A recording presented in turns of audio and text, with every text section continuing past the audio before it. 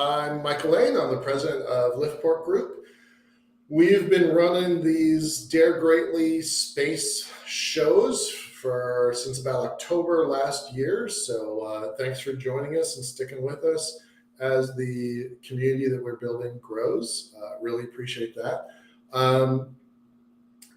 Couple quick announcements.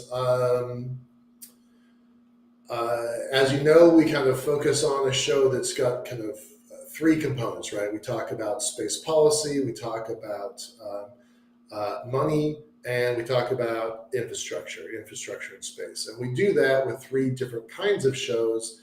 One is a policy deep dive into a document. We did that a couple days ago with Space Capital, and really looking at the new $6 billion that have gone into our industry in the last 3 months. So that seems like a really big deal, except when you compare it to artificial intelligence and general AI, that's $10 billion in that industry. And that industry is like minutes old, where ours is decades old. So, it kind of puts it in perspective. So we dig deep into a document. We sometimes do a news show, and our third kind of show is the kind that we're going to have tonight, where we have a guest who's going to talk about infrastructure. We've been doing this for a while. We've got some great speakers and guests on our channel. So I really want to urge everyone to go to our YouTube channel. Always, share, like, and subscribe. That's youtube.com/liftport. You can go to our Discord channel if you want to join our community. Definitely encourage that. It's small, but it's mighty. It's kind of fun. Our shows are regularly broadcast in Spotify, so definitely make sure you look at DareGreatly Space. There are several DareGreatly titled shows, so you want to make sure you get the right one. And if you want to stay up to date with what we're doing on Eventbrite, feel free to take a look at that. We've got some stuff coming up in the near future. We're hosting the Mars Coin Expo. I'll put a link to that up in a moment. That is the only cryptocurrency backed by physics. So just let that sink in for a second. I'm not normally somebody who, promotes, digital currencies, but this one's definitely got my attention. So we're happy to host them. This is our third time hosting them.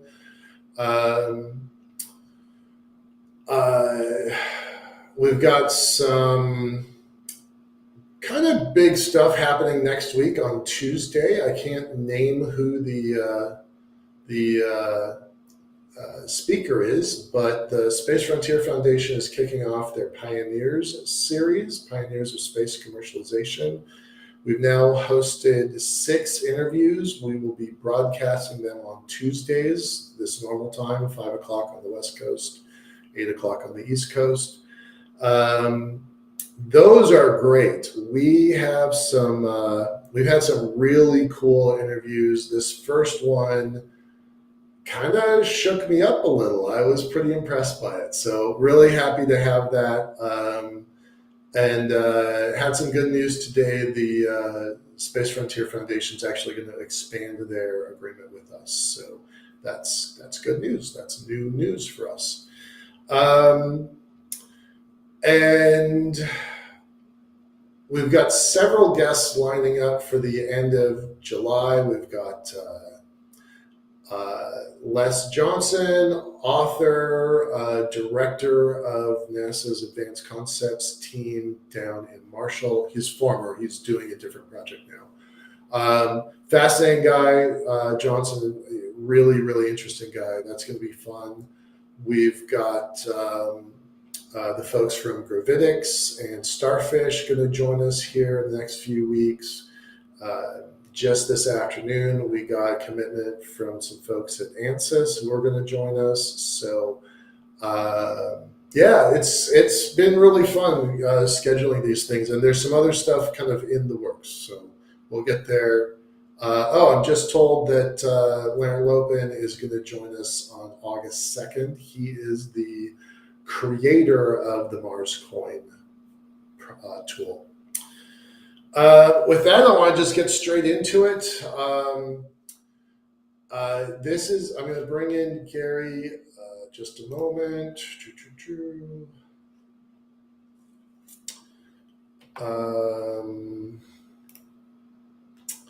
Gary, hi, how are you? Nope, you just went silent, even though we just did a sound check moments before. How's that? There we go. Great. Okay. Great. Gary, we don't do bios on this show. I know that you have been on this show. You've been on shows of ours. I think this is the sixth time. Started out in the early days of the pandemic. It might have been October, November, December, something like that of 2020. Yep. And then over time, we keep coming back to you. Why do we keep coming back to you? Because you're growing. You're showing what a small space startup is really capable of. But in all of our other shows, I've read, a paragraph long bio. It's been interesting, but that's not what we do with this show. With this show, we dig deeper. In past shows, you've only had 20 minutes, 15 minutes, half an hour. This is an hour, and we're going to go kind of behind the scenes a little bit. So rather than me read off a boring bio, we want to spend about 10, 15 minutes digging into your origin story. So who are you? Where are you coming from? Why are you here? Before we get into the rest of the company. Yeah, so I'm Gary Calnan, as you mentioned. Thanks for having me, by the way. It's great to be on again.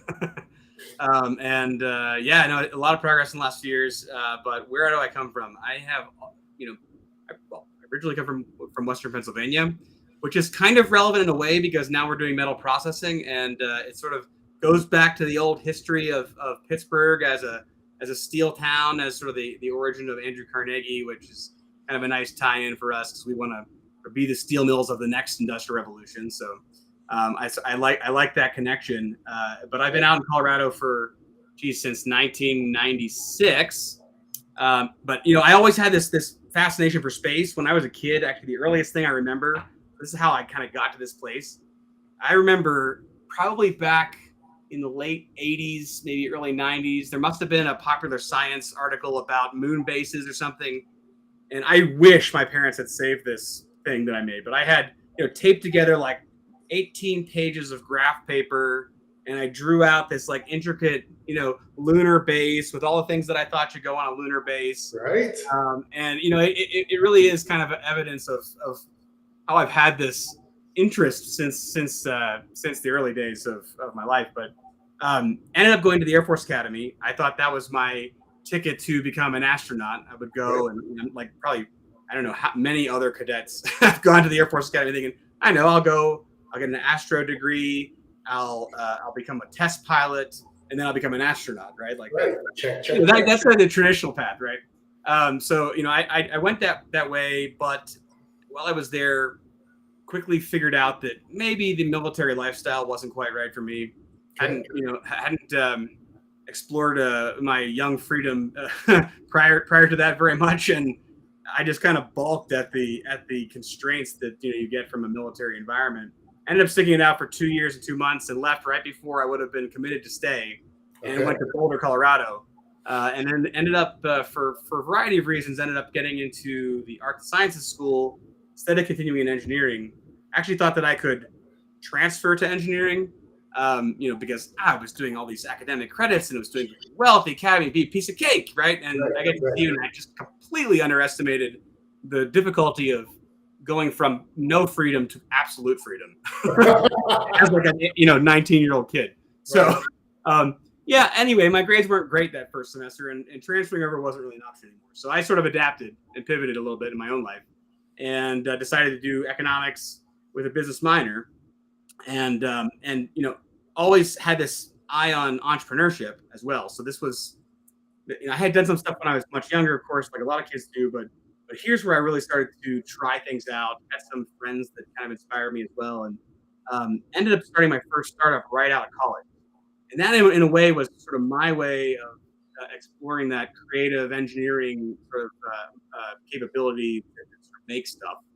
And I created a company called Night Riders, where we drove people home in their own cars when they had too much to drink. Right.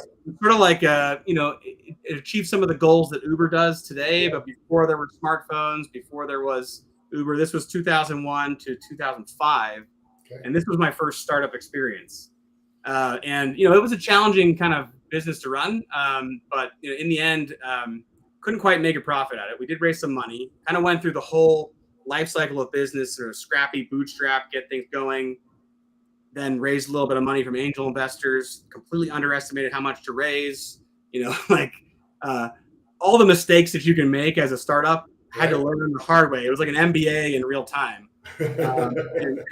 And then it went through that process. And at that, in that process, I was already had not that great a credit. I had like really literally nothing to lose. So it was all on the line. There was no plan B.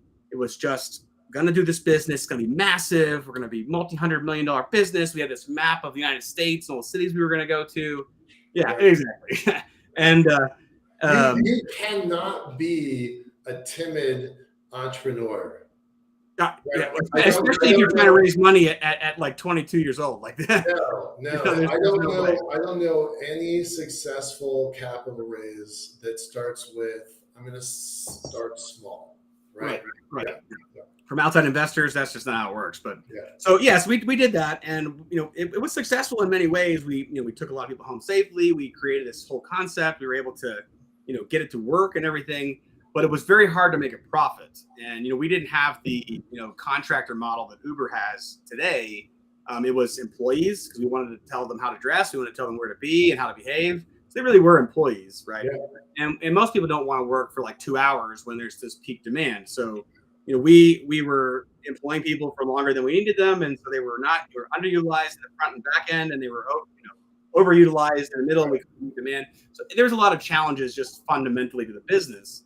But they go through the whole life cycle. We expanded from Boulder to Denver and went through the whole process. In the end, though, because there was no plan B, we just ran that thing until like people started turning things off on us, like until we hadn't paid our bills and they locked the doors on the warehouse where we kept our stuff, and our phones got shut off and all that kind of stuff. So it was a real like go for broke, right?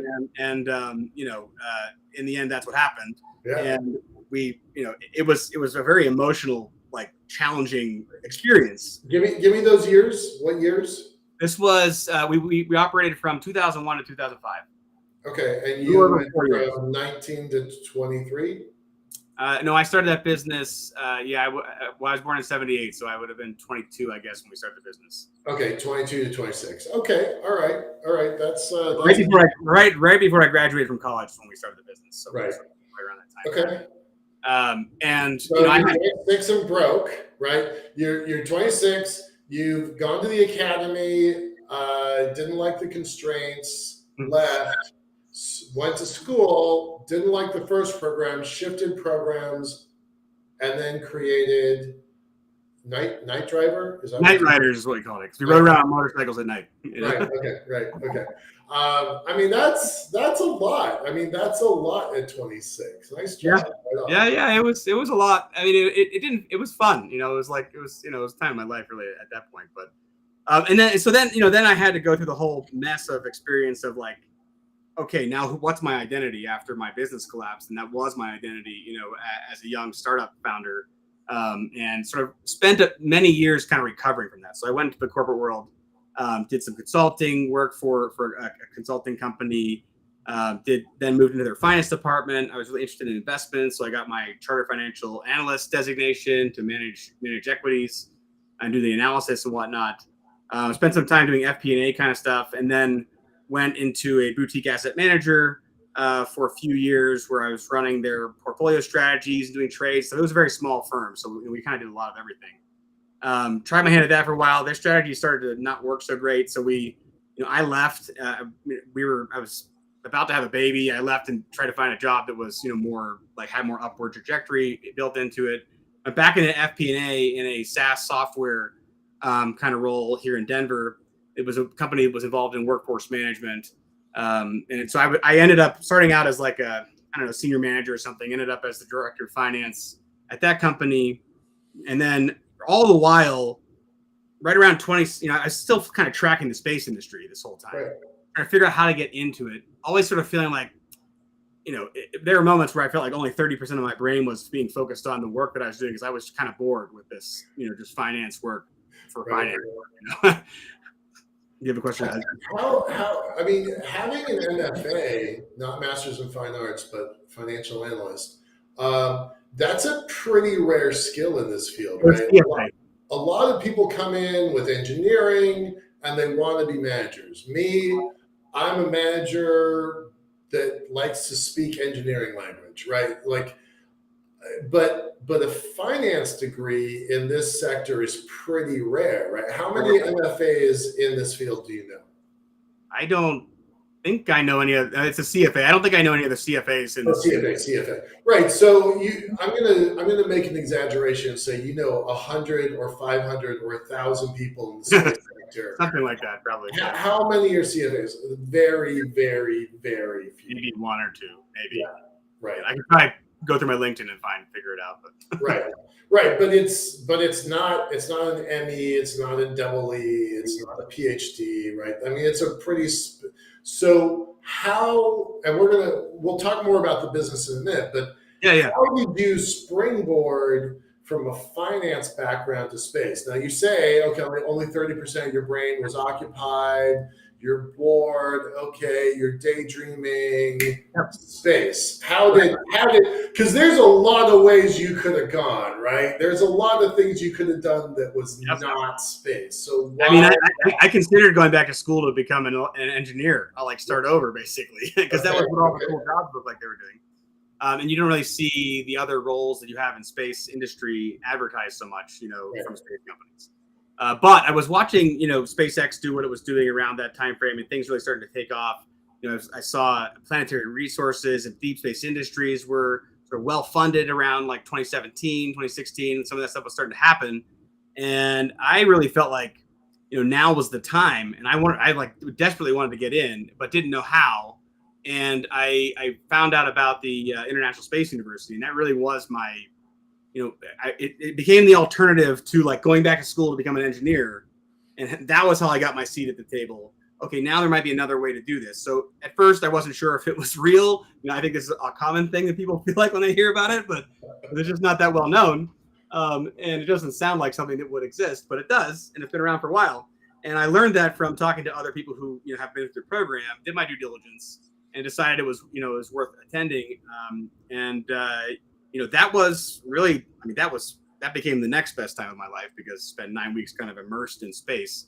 But that was my way of getting into the space industry. I used ISU as I kind of needed a reason to feel like I had a justification to sit at that space table. I needed a foot in the door, just for me intellectually. And I know in retrospect, I probably could have started the company and figured this stuff out, without going to ISU. But that was something that was really important for me to be able to do and get. And it was there that I went there with the intention to start a company. I wanted to get back in entrepreneurship. I wanted to start a space company. I had read Peter Diamandis's book, Bold. And reading that, also, I think might have been where I heard about ISU. And that inspired me to think actually, I don't need to be an engineer to do a space company. If I find the right people to partner with, I could do this. So that was the other piece that kind of inspired that path. And it was at ISU that I found my co-founders. I'm sure that ISU would love that endorsement and that acknowledgement. For those folks who don't know, I'm the past president of the U.S. Alumni Association for ISU. So I've been involved with the school for 15 years. Just before the call, I was saying I didn't have gray hair when I went to school, so that's a big change. I went in 2008 to the Barcelona program. So were you in the summer program or the master's program? I was in the summer program in Cork, Ireland in 2017. Okay. All right. So ISU runs programs around the world. They have what they call a floating campus in the summertime. It's 10, 11 weeks somewhere in the world. My class was in Barcelona. His was in Cork. They're all over. They're all over the world. They have a summer hemispheres program in Australia. They're doing some stuff in South America now. Yeah, it's a pretty interesting school. It's a wide but not deep education. It is a generalist education, and that's its strength. And hats off to it. Like, I was really glad to do it. I did something similar to what you did, Gary. I went to school after I had been working on the space elevator for several years. I'm like, there's stuff I don't know, and I need to get the broader perspective. So very cool. All right, so you went to ISU, went to a summer program. What happened there? Yeah, so at ISU, before I had went, I actually quit my job where I was director of finance because I didn't want to. I didn't burn my boats, but I didn't want to be lured back in. I could have taken a sabbatical and come back to the job, but I knew if that option was open to me, it would have been pretty hard to pass up probably. So I quit my job and went there. Kind of in the beginning, first couple of weeks, I was just kind of meeting people and trying to see if anybody was interested in starting a startup. And I had previously decided that I wanted to do something that was big, that could make a dent in humans' progression into becoming sustainably off Earth. And I want to go to space someday. And so trying to make that happen and make the costs come down is important. So I was looking for something that was, I figured out while researching the school and in the background, the resources were going to be fundamental to making that happen. That was the first thing that needs to happen. And so when I was at ISU, I went around and looked for people who had similar thinking, and found a few people who were interested in doing this. Some of who are still co-founders of the company. And we literally just sat down in the room, with a whiteboard, and we said, okay, value chain for resources. You have the extraction, and you have manufacturing. And you got people talking about making water, and that's the key material we're going to produce. And then, we'll also have some metals, and maybe we'll do something with that too. But that was kind of like an afterthought. Okay. But we sort of were like, well, you can't build space stations out of ice. You can turn it into oil for space or whatever, but you can't make space stations out of it. So somebody's going to need to kind of fill that middle spot of processing that material from extracted raw materials into something that manufacturers can use. Because on the other end of the spectrum, there were already companies doing manufacturing too. You had Made in Space, Redwire, and some other companies that were talking about doing in-space manufacturing. You had a bunch of mining companies and some lunar landers that were all talking about extraction. So we saw that as an opening. I also learned about space debris. Really, I knew about it, but only a little bit, and I kind of realized the scale of it. And we sort of asked a naive question because, coming completely from the outside, why don't we mine the space debris first instead of trying to go after asteroids, because it's already refined metal and we know where it is. Obviously there are some challenges, in terms of orbits and that sort of thing. But that was the question we asked, and we asked that to one of the co-founders of Made in Space when he was doing a class with us, a presentation to our class, and he's like, yeah, I've been wanting somebody to do that. That would be great. If you can make materials, we could probably use them. So that was not all we needed, was to say, okay, this will be the first thing we make. We'll use that as a way to develop the metal processing capability in space. And then when the asteroid materials and the lunar materials become available, we will already know how to process metal in space. Right. And also we can make this thing valuable that's currently just a big, cleanup project. And that might close the economic loop on space debris removal. So that sort of kills two birds with one stone in a way, and makes the whole project more valuable. So that was how it started originally. Okay. Is that about the time when you kind of did this, I'm going to call it a divergence into Luxembourg? Because you were waiting on Luxembourg for a long time. Yeah, that's right. So I was the only American on the co-founding team originally. Yeah. So bringing the rest of the team to the United States seemed very difficult. Right. And Luxembourg had just announced their Space Resources Initiative. So we're like, well, maybe being a small fish in a small pond is better than being a small fish in a giant pond. So we could take our chances at Luxembourg. It's very targeted to what we're doing. They were right down, right in Europe. And they had right at that time when we were leaving ISU, they had a contest, space exploration masters contest, that was all around resource extraction. So let's just throw our idea in there. Didn't get very far because it was pretty immature at that point. But one of our classmates got all the way through to the finals. I don't think she got to the very final round, but she got through most of it. And she told us what they did when they brought her to Luxembourg and how they introduced her to these people.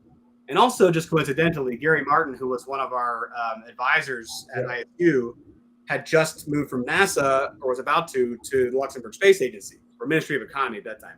Right. And so we're like, well, we know somebody over there. We can get all those meetings. So, we just went and recreated our own meeting schedule right before a conference they had. And they liked the idea at a high level. And so, they encouraged us to propose it to their Luxembourg Space Agency as an investment opportunity. And we went through a few rounds with them.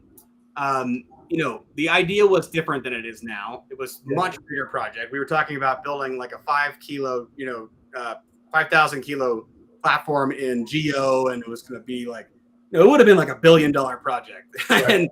and this was like, okay, but we didn't have any money. We didn't know really what we're doing. So they're like, I don't know, we like the idea, but this is a bit ambitious. You need to have extra revenues and stuff. And we hadn't figured out how to make it smaller. So we went through a few rounds with them, couldn't quite get them over the hump. And then we decided to move the company to the United States. I think that's when I first encountered you, right? I think it was an ISU connection that started our conversation. Yeah, possibly. Right. Long before we were doing the media stuff, it was really focused on building out a Lagrange, for us, building out a Lagrange station, and then harvesting what we can harvest. So and lunar elevation was the idea then. I remember right. Yeah. Yeah. Okay. So what year is that? That's we moved the company in 2019. 2019. Yeah. Okay. So then the World caught on fire in 2020. So let's talk about 2020, right? Where were you? Biologically, physically in the world. Where were you, mentally, emotionally, and where was the company at? Yeah, so I was in Denver, and the company had gone through 3 rounds of cycles with Luxembourg. We had been turned down, but they kind of you can apply again. And we're like, okay, 3 is enough. We get the idea. So we decided to come to the US, but we had not figured out how to move forward at that point. I mean, honestly, the company could have easily been shut down then. We were at a point then when we were looking into, what if we do e-waste recycling? Maybe we'll need that refining capability, in space. And so that fits to the puzzle, and it's a terrestrial application. But it was really hunting around for a terrestrial application because the market was not ready to do this yet. It was still a little early. And we haven't actually talked about what you're doing, so just kind of keep that in mind when we're talking about that. Oh, right. Yeah. So, we were trying to develop a technology to melt down and process space debris and turn it into materials for manufacturing, basically. Right. Is the long and short of it. And so we're building what we call a space foundry, and that was still the idea then. It was this large scale space foundry.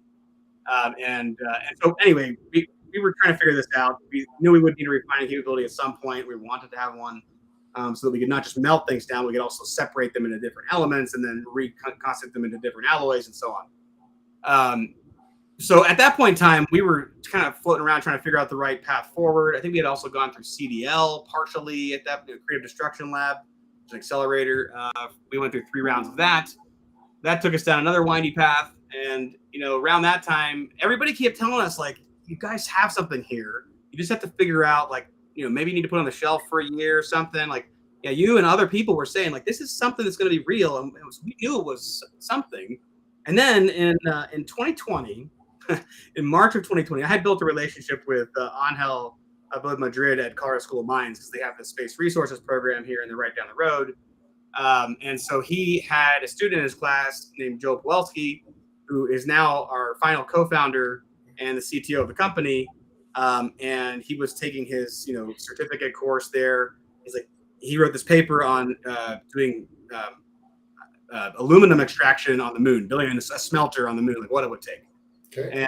And I was like, hey, you got to meet Gary. You guys both want to melt metal in space. Like, you're right down the road, and he lives in Fort Collins. So anyway, this is March. We got introduced like right at the beginning of March in 2020, and then pandemic hits, Right. and we never met in person that year. And so we started working on. We were still doing this, toying with this e-waste idea. We were trying to make that a real thing, but then we did a NIAC proposal for the Space Foundry that didn't get accepted. But then because of the pandemic, NASA pushed earlier their SBIR schedule, and they released a topic that was all about salvaging and recycling metal from large objects not on the space station. Okay, I'm like, what the hell? We've been talking about this for years now. Like, it's like they read our minds, but we didn't talk to anyone at NASA about this. This was just like, lucky. And also at the same time, Made in Space and Tethers had both been acquired, so they were off the table for applying for this funding, which might have been who it was written for. I mean, I don't know, but so we ended up applying to that, and because Joe is like this classic maker, he's a mechanical engineer, he's a businessman, like he knows how to write these proposals. He hadn't done it before, but he was better at it than we were. We wrote the proposal, got accepted, in February of 21, and that's really what kicked it off. And Joe also had, a old friend who was also an angel investor and had made. Wait. February 21 was when you submitted. No, we submitted January. We submitted like right at the end of December of 2020. Okay. And then we got notified, I think, late February of 21 that we had. That is when we had our first on-screen interviews. So that was happening. Okay. Yeah, we would have gotten accepted probably after that. I think we were expecting to hear about it. And then we got this deal. One of this friends and family kind of investor, our first investor, came in, basically matched the funding that we got from NASA. Great. And that allowed us to go. Me and Joe became the first full-time employees in May. That's when we both quit our other things we were doing for money, and we went all in as some of the contractors. We had Nanoracks on board as well as a subcontractor, and we went and we had Mines that was a crucial subcontracting partner as well. And from there, and that's the first phase one. We went from concept to working prototype in October of that year, in less than 6 months. Right. And we built it. We did a demo in front of audience of like 120 people online, in person, in Australia. Right. We had Neumann Space on that one. We had Astroscale, Nanoracks, us, and Neumann Space. We did the whole end-to-end demonstration of theoretically capturing debris. We made a rod on stage, and Neumann Space fired it up in their clear vacuum box and showed how it could make thrust. And so that, like, getting that much success out of a phase one, I think really helped us get to the phase two. And really, since then, the NASA phase one is really what set the company in motion, from just pitch decks to actual building stuff and making real hardware. And since then, we've become a company that makes stuff, builds stuff, iterates quickly. Right. That's the recipe for success. Make stuff, build stuff, iterate quickly. Let's go a little deeper into that demo, because it really was a game changer for you. We've hosted a similar demo on our channel with y'all, but go through that. Who are the partners? What did you accomplish? And then partner A hands it to partner B, to partner C, to partner D. Give us that value chain for a second. Yeah, so Astroscale was on the front end. They were right. So Astroscale, well funded now. We're not well funded at the time. I mean, they were much better funded than we were, but but they're not. They weren't at the level that they're much at now. More well funded now than they were then. Yeah. But they had just opened up their Denver office, I think, or they were about to. So it's kind of around that time frame. They had people in the U.S. at that point, which is in Denver also. I know the answer, but what does Astroscale do? Yeah, Astroscale does debris removal, and now they've also expanded into satellite servicing, and so they kind of. So they're going to go out and find stuff, right? Correct. So their role was to be the trucks that go out and get the materials. Okay. Go get the materials. Nanoracks, it was at that time they were focusing on two concepts that were relevant. They had their cutting technology, which was related to this Outpost program, which was all about taking existing upper stages and turning them into modules, or like extended platforms for doing stuff on. So they were about to test this cutting technology, what they have now since tested in orbit. But anyway, they did a presentation. So Astroscale presented on capture, NanoRacks presented on cutting, as well as the Outpost program, which would be a great place to host, this recycling concept. And then we had our machine, which was our first prototype, which had this like investment casting system. I actually have like samples from that one here with me. So this is like a little ingot basically that we cast in a mold. That was, we used a strip of metal that went down. We melted down the metal, cast it in a mold, and popped out a rod. And I stood there and like acted like I was the robot arm, it's going to take it out. But yeah, it almost got stuck, and we had a backup plan, like if that was going to happen. But gave it a little wiggle, and it finished its process. And we made two rods there on stage, and then we handed it off to Neumann Space over Zoom, and they were the ones who we had sent them a rod ahead of time, which was like one of these and had a little hole drilled to the center. And the way their thing works is it has a spark maker on top that turns the metal into plasma, and that works a plasma thruster. So we had sent it to them. They fired it up. They showed that we could basically take that debris that we had melted down and turn it into a rod and use it for propulsion. So we have captured space debris, use it for propulsion. And what that unlocks in the the solution set for space is that means you can take a fraction of the mass of a debris object, turn it into propellant, and use it to go get the next debris object. And you have material left over that you can use to build stuff with, or sell propellant to Space Force or whoever.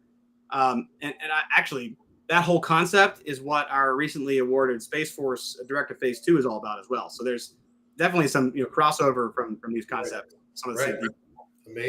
Amazing. All right, so that took you from 3 people with part-time gigs trying to kind of make this thing work to where are you at now? You just told me just independently, but that took you from 3 people to what?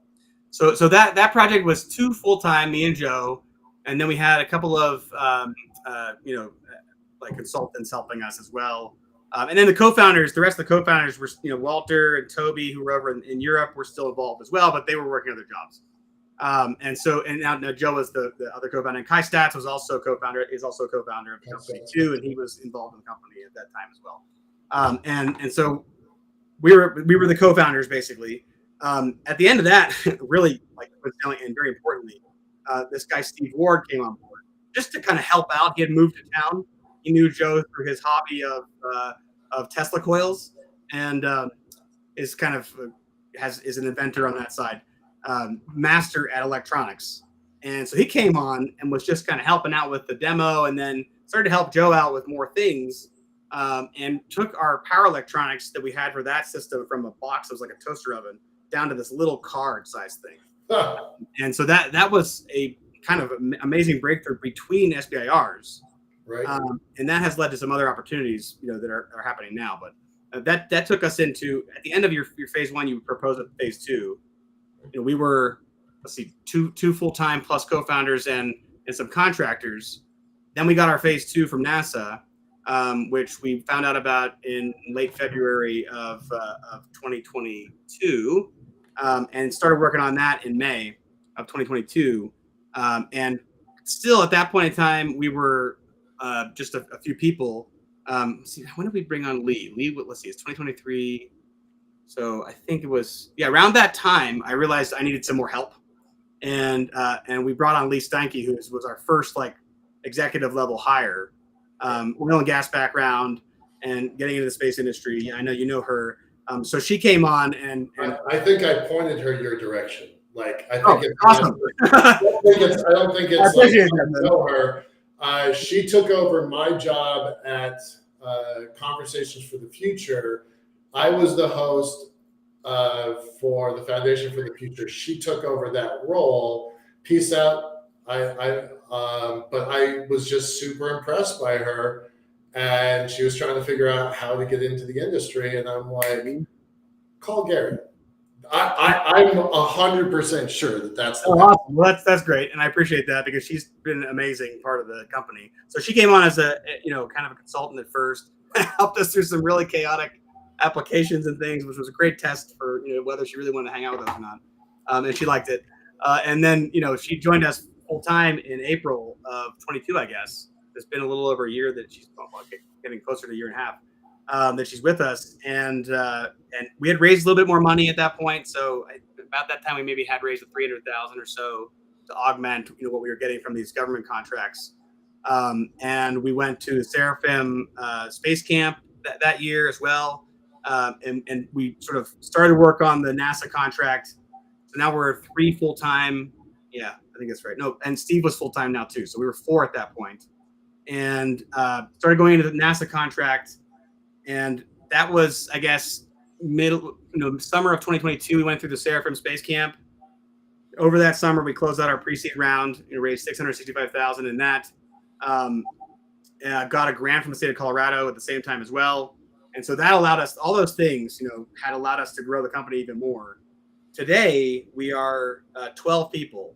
So we've really, and like that last year, we did $220,000 in revenue, from that NASA contract mainly. And this year we're on track to do 2.2 million. So like it's been a massive growth in the company. God, that's amazing. I mean, sincerely, congratulations. I mean, to kind of like, in this industry, it's pretty hard to have a plan, execute to plan, and succeed, right? So to go from, I can really visualize you hanging out with your buddies at ISU. Maybe there was beer involved, because it's ISU. Maybe daily, yeah. Maybe, also Ireland. Maybe there was beer involved. Maybe. I'm not putting you on the spot. I just have a hunch. Yeah. But imagining like, okay, what does this future look like? Okay, we want to do resources, or we don't want to do resource extraction. We want to do resource refinement. That's a hole out in the industry. And then step by laborious step, you get there. That's remarkable. That's remarkable. I mean, we're not doing it in space yet, but we are working on an opportunity to do it in 2025. Yeah, I'm gonna post one of the images. Let's see. Oh yeah, that was the thing that happened last year. Yeah. As part of our NASA project, we wanted to test out the next version of the system in a parabolic flight. So that was part of the plan. And that's us doing the parabolic flight back in November. So we actually have flown what you see here on the two machines you see. On the back there is the casting portion of the machine. Okay. And what you can't see on the inside of is this other box. So that the guy in front of the box sitting down is Steve Ward. Chris Fisher is also back there in the corner, right behind me, and he was running that casting machine as well. So there's a casting machine, and then there's another machine that does multi-coil electromagnetic induction to control the melt. And the idea there is that when we get I saw that was just astounding. Right? Say it again. The melting. Oh yeah. Coil that you did live on screen was pretty astounding. And so you've taken this hard natural state piece of, was it aluminum? What was it? Well, it's just 6061 aluminum, a pretty common material. So just a standard bar of aluminum. Yep. Used this induction coil, melted it into slag, and then reshaped it into something else. Now you've done that on 0G, right? Yeah. So we had our first experiment in 0G doing the next version. So that first one was in what they call investment casting. So casting into a mold, right? Now what we're doing is building a continuous casting system. And the idea there is that if it's continuous casting, on Earth, they use that to make things like railroads and stuff that's long. And so on Earth, you have molten metal in a vat, and it flows down through a some kind of rolling device that changes its shape, and then it runs down the line and cools off. The goal is to make when it changes its shape and freezes the outside shell. You freeze the outside shell enough to keep it from changing its shape back to a blob, but inside is still molten. Right. And also in space we don't have the benefit of gravity, so we need another method. So I'll talk about that first, and then I'll talk about what happened with the melting. The coil system we have now is a multiple coil system, and the idea there is that we can actually control a magnetic minimum inside those coils contactlessly, and then with another coil we can melt it, and so that it melts the molten material, and then the other coils control its position, and that stands in for gravity in this process. So it both heats the metal and moves it through to the continuous casting wheels, or the mechanism we use to cast it with, and then that rod gets formed.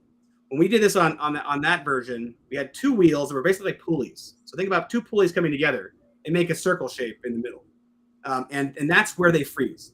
But the line that's actually freezing them is very thin, and so it has to be very precise, the timing and the temperature and the speed and everything.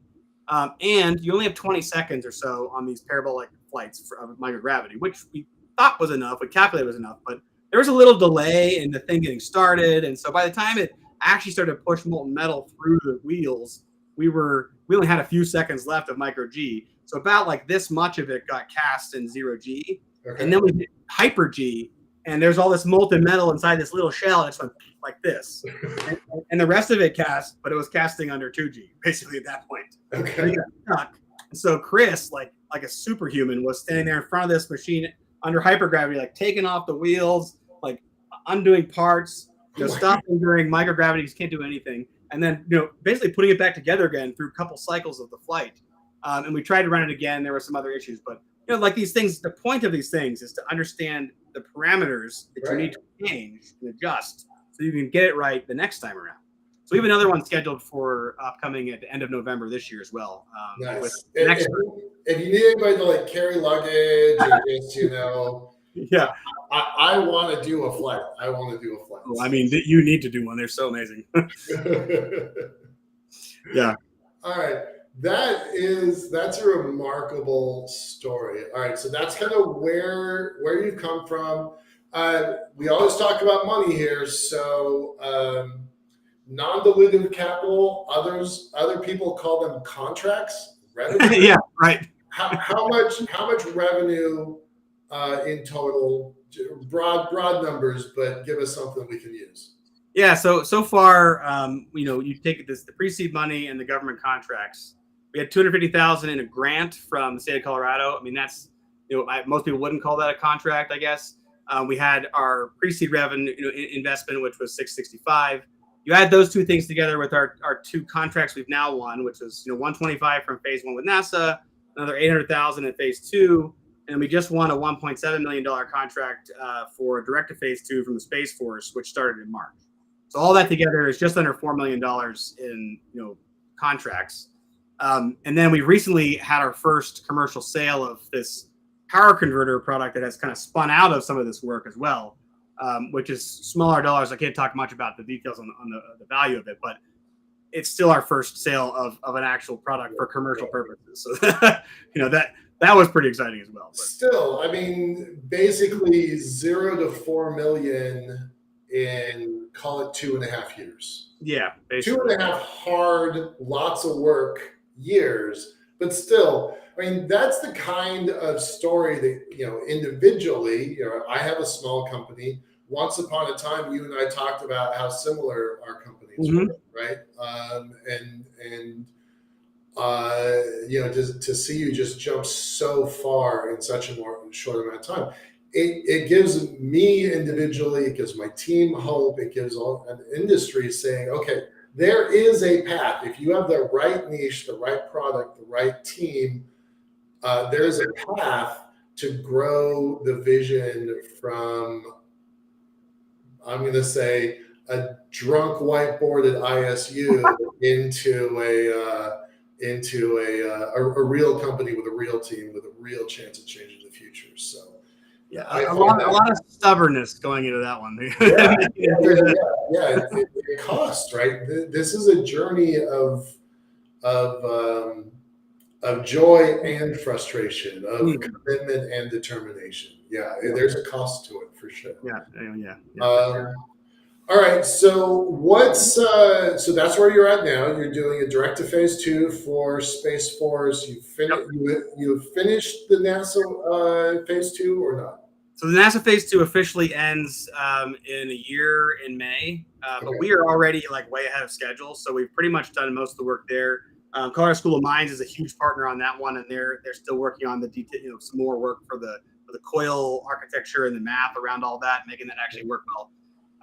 But we're that is kind of wrapping up. We have the next parabolic flight, which is actually outside of that program. That's kind of run out of our other funding opportunities as well. But so that's happening.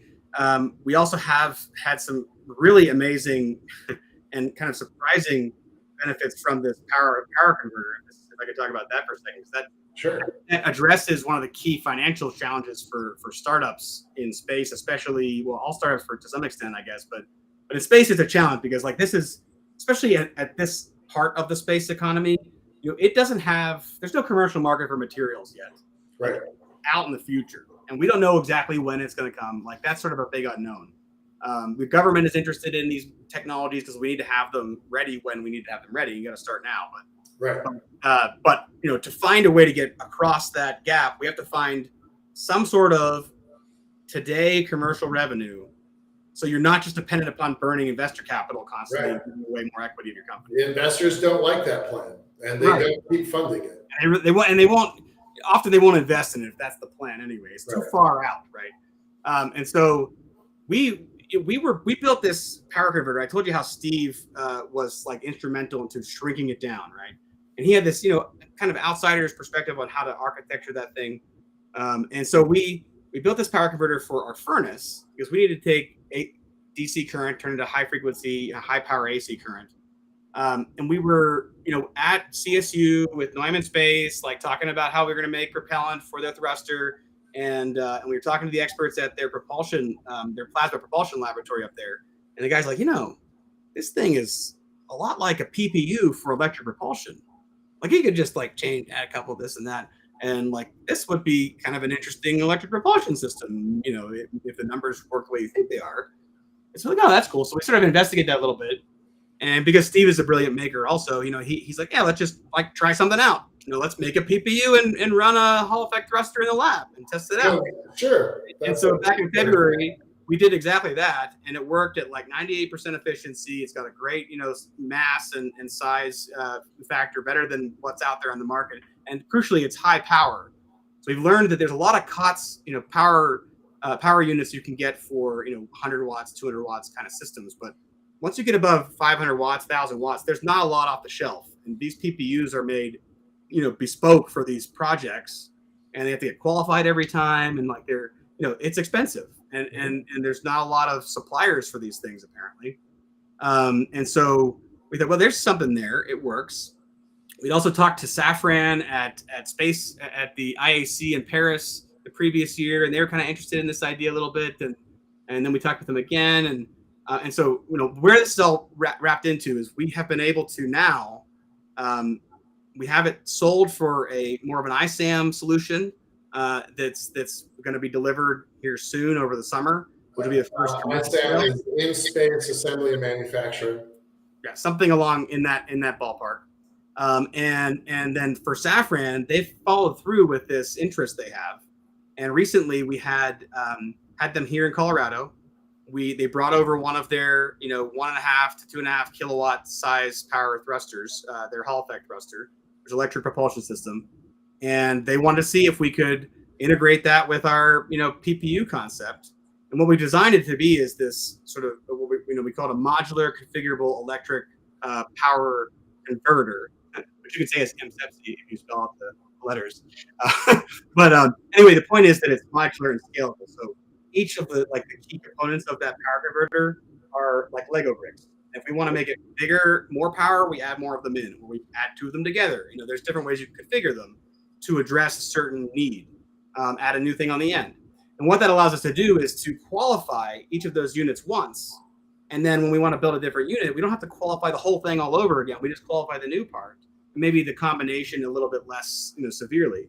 And that helps to save money and save time for the people who are selling these things. But so Safran has come over, and now we have that system for the next few months. We're going to develop this into a full-scale PPU, and hopefully address the U.S. market with this combined offering going into the next couple of years here.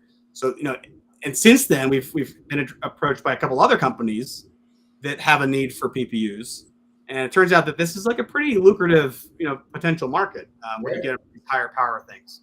And this seems like the path forward for us in the next to actually generate commercial revenues over the next couple of years. Amazing. All right, so you went from call it nothing to something yeah, pretty quickly, and now you are something, right? You are trying to build out this, the alliances with Astroforge and NanoRacks and Newman. No, it's not Newman, is it? He says Neumann. It depends. He says Neumann, so I try to say Neumann now. Okay. So, you've got those alliances, you've got the School of Mines, you've got Safran, like you've got Air Force and NASA, like all of these partners are starting to align. So we only have about 4 minutes left. Where does this take you? Push out to 2025, push out to 2030, and push out to 2035. Where do you think you're going to go in the not too distant future? Yeah, so we see the opportunity to develop out this power converter business as sort of a separate line of business, and bring on the right people in the capital to be able to do that expansion over the next call it year or so. We'll see how fast we can actually bring this combination to market and stuff, but hopefully by 25 we've got some solid offerings in there. We've got a number of clients that are building that out, and this could blow up really quickly potentially. I mean, this could go from onesie twosie units here to 30, 40, 50, 100 units a year or more by 25, 26. And if it does that, like this could be on its own tens of millions of dollars kind of business by itself, right? Yeah. And so for that we need to build out the team to that. For that we need capital, obviously, but we're also going to be further going down the path with Space Force. So there's all about creating propellant to drive this refueling in space, and so they're interested in being able to create metal propellant off of materials that are already up there for a variety of reasons. And so we're pursuing that. And there's this project is only 15 months long. It'll be over in May or June of next year. And we want to go for the next level with that, with our partners at Sierra Space and Astroscale and Neumann Space as a supplier for the test thruster there.